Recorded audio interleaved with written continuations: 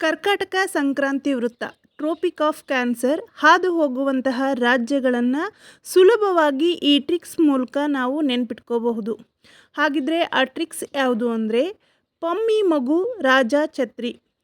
ಈ ಒಂದು ವಾಕ್ಯವನ್ನು ನಾವು ನೆನ್ಪಿಟ್ಕೊಂಡ್ರೆ ಸಾಕು, ಕರ್ಕಾಟಕ ಸಂಕ್ರಾಂತಿ ವೃತ್ತ ಹಾದು ಹೋಗುವಂತಹ 8 ರಾಜ್ಯಗಳನ್ನು ಸಹ ಸುಲಭವಾಗಿ ನೆನ್ಪಿಟ್ಕೋಬಹುದು.